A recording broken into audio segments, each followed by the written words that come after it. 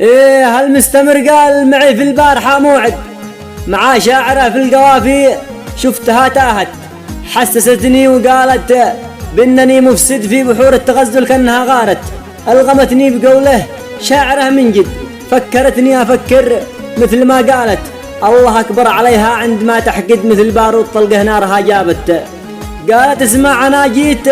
قاصده واقصد، قم أنا وانت نبدأ حرب ما صارت، أنت شاعر تغزل في البنت تحشد، للقوافي تصوب للكبد صابت، كم قلب من كلامك شفتها تورد، وشاعره مثل ما أنا خاص قد جاءت،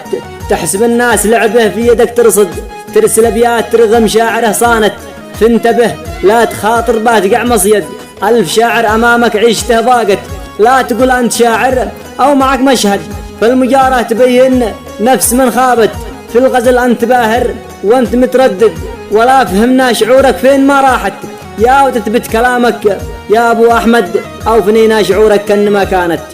قلت ما عشت لحظة منتظر لحد،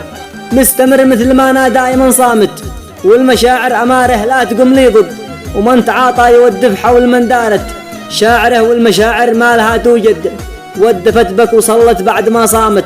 كل شاعر نصحته دائما واعد، فاحذروا من تصرف شاعره داخت، لأنها باتردك في الأخير ملحد، وتدخلك في جهنم وقت ما حانت،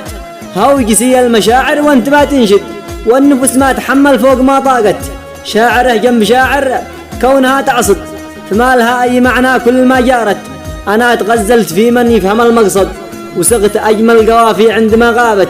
راحت الروح فيها لا تجي تحسد، دامت أيام عمرك في الغبا دامت، فلا تظن الهواجس ما تجيب الرد، ولا سهام المحبة صدق ما صابت، فريحة الفل ما هي مثل ريح الند، ولا حمامه تساوي مثل ذي طارت، ولا حمامه تساوي مثل